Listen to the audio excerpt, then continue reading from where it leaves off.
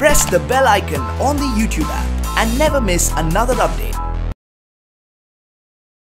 सोन चिड़िया को लेके बड़ी आपके किरदार को लेके बड़ी तारीफ करी जा रही है, बाकी सब किरदार को लेके तारीफ करी जा रही है। क्या कहना चाहेंगे, क्या how do you see this, you know, when you getting a compliment for the same, कि जितने वक्त भी आप स्क्रीन पे रहते हैं अपनी मौजूदगी दर्ज कराते हैं। जब मैंने पहली बार सोन चिड़िया का ट्रेलर देखा था, मैं सीधा संघर्ष पहुंच गया था। जिस तरह का आपका लुक है और जैसे आप उन्हें खाट पे पीछे बांध के ले जा रहे हैं, आई वेंट टू संघर्ष की यार ये वो आशुतोष लग रहे हैं। और जिस तरह का रिस्पॉन्स मिल रहा है आपके किरदार को लेके, क्या कहना चाहिए आशुतोष सर, कितना हाउ प्राउड यू फील, एक इतने, और हर कोई यू नो, वरुण धवन से लेकर आलिया भट्ट, सुशांत सिंह, सबके साथ काम कर जी, ये बड़ा आनंददायक पल होता है कि जब आपके प्रयास को कोई एक तो चिन्हित कर ले, एक्नॉलेज कर ले, दूसरा उसे एक्सेप्ट कर ले, स्वीकार कर ले, और तीसरा उसे अप्रिशिएट कर दे।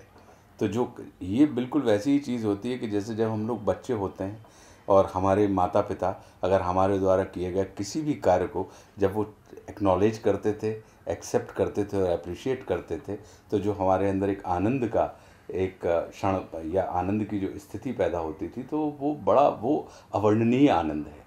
तो वैसी अनुभूति होती है, क्योंकि वही चीज़, वही प्रशंसा आपको विस्तार और परिष्कार के लिए प्रेरित भी करती है, कि आपको फिर लगता है कि अब और आपको बहुत अच्छे से काम करना। और फिर जो हमारा सौभाग्य है कि चाहे वो वरुण हो, आलिया हो, सोहा हो, जानवी हो, ईशान हो या सुशांत सिंह हो, ये सब नई ऊर्जाओं के साथ जब आप इनके संपर्क में रहते हैं तो ये ऑटोमेटिक आपको अपडेट करते रहते हैं, आपकी एज को यानी धार को शार्प करते रहते हैं।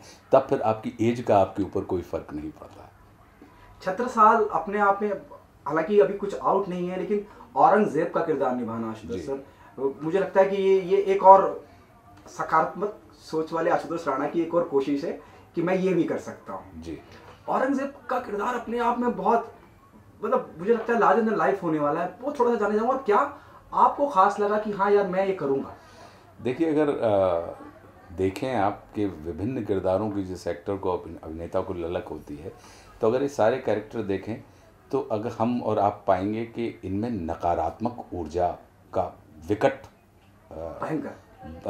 संचार है, लेकिन कोई भी किरदार एक दूसरे से मिलता नहीं है। तो ये अपने आप में एक एक्टर के लिए चुनौतीपूर्ण होता है कि आपने ये कह दिया कि साहब आप तो विलेन कर रहे हैं, लेकिन क्या दुश्मन का विलेन संघर्ष के विलेन से मिलता था, या संघर्ष का विलेन क्या रतन सिंह से मिलता था, या शबनम मौसी का किरदार इन 3 फिल्मों से मिलता था, या आपके हिस्से में आने वाला नित्यानंद मोहले या संतोष आनंद मुल्क का, या गुज्जर वीरेंद्र सिंह गुज्जर, क्या ये एक दूसरे से मिलते हैं? तो ये अपने आप में एक अभिनेता के लिए बड़ी चुनौती होती है कि अगर आपको मान लीजिए कि एक नकारात्मक पक्ष और एक सकारात्मक पक्ष है, और नकारात्मक पक्ष के किसी किरदार को अगर आप पोर्ट कर रहे हैं, ले जा रहे हैं, तो फिर आपके द्वारा ही अभिनीत किसी किरदार से उनकी कहीं कोई तुलना ना हो, तो ये अपने आप में एक अभिनेता के लिए बड़ा चुनौतीपूर्ण कार्य होता है। कि ठीक है कि नकारात्मक कैरेक्टर करने वाला एक्टर अगर कोई सकारात्मक कार्य कर देता है, एक कैरेक्टर कर देता है, तो उसमें तो आपको एक विविधता नज़र आएगी, लेकिन नकारात्मक किरदारों में भी आपको विविधता नज़र आए या सकारात्मक किरदारों में भी आपको विविधता नज़र आए, तो वो अपने अभिनेता का जो कौशल है वहाँ पर उसकी परीक्षा होती है। और मुझे लगता है कि उस परीक्षा को देने के लिए परमात्मा अवसर दे रहा है और मैं तैयार हूँ। औरंगजेब को लेके देखिए, आप जब मैं यू नो वीरेंद्र सिंह की बात करता हूँ, या मैं मुल्क के उस वकील की बात करता हूँ जो बिल्कुल स्ट्रेट एक विचारधारा बना के चल रहा है कि भाई मुस्लिम सो एंड सो इस तरह से ही होते हैं, औरंगजेब को लेके क्या रेफरेंस होंगे? और ये भी मैं जानना चाहूँगा कि हर किरदार को दूसरे किरदार से जुदा करने के लिए क्या स्टडी रहती है, क्या होमवर्क रहता है आशुतोष राणा जी का? मैं कभी भी किरदारों के बाहरी आवरण को नहीं पकड़ता। मेरा ये मानना है कि जैसे आप में और मुझ में, हम दोनों ही आँख से देखते हैं, नाक से सूंघते हैं, मुंह से खाते हैं, कान से सुनते हैं, जितने भी लोग हम और आप इंसान हैं, लेकिन इसके बाद भी आपकी और मेरी शख्सियत अलग अलग है। तो अलग अलग होने का कारण क्या है?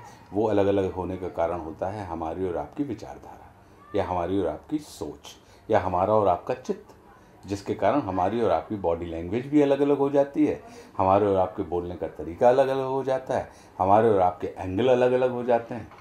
तो मेरी पूरी कोशिश होती है कि मैं किरदारों के बाहरी आवरण को ना पकड़ूं, उनके चित्त को, उनके मानस को पकड़ लूं। अगर उनकी विचारधारा, उनके सोचने के तरीके और उनके चित्त को हमने पकड़ लिया तो आप विश्वास कीजिए कि हमारी बॉडी लैंग्वेज ऑटोमेटिकली वैसी हो जाएगी, क्योंकि हमारे विचार ही हमारे आचार का प्रतिरूप होते हैं, वो हमारे आचरण में बदल जाते हैं। और जब आप किसी किरदार के चित्त को पकड़ते हैं तो उस अभिनेता के द्वारा अभिनीत वो कैरेक्टर जब दर्शक देखता है तो वो दर्शक के चित्त को पकड़ता है।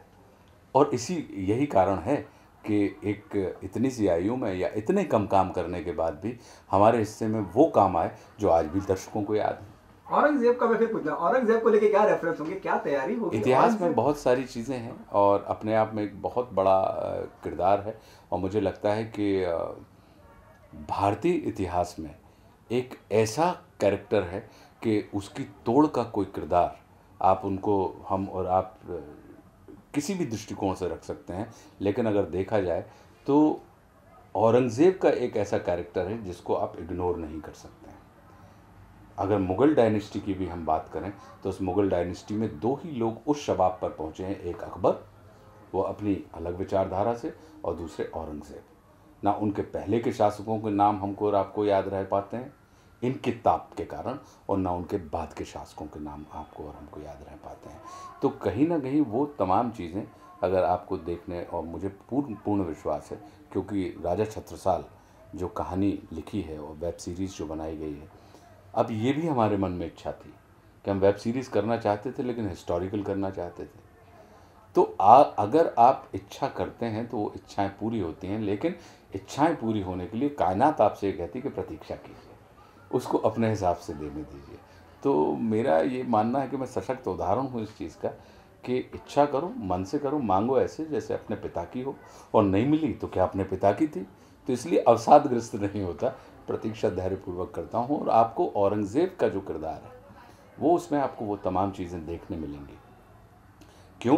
क्योंकि इधर पे राजा छत्रसाल हैं जिन्होंने अपना जीवन, सिर्फ 5 घुड़सवार थे उनके पास और 25 पैदल सैनिक थे। एक ऐसा व्यक्ति एक ऐसे साम्राज्य के खिलाफ अपनी सिंह गर्जना करता है जो ऑलरेडी पूरे भारतवर्ष के सिंहासन पर अपने वर्चस्व को स्थापित कर चुका है।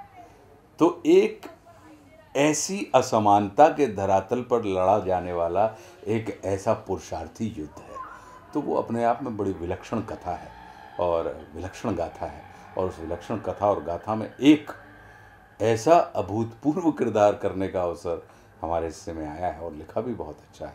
तो मुझे पूर्ण विश्वास है कि आपको आनंद देगा।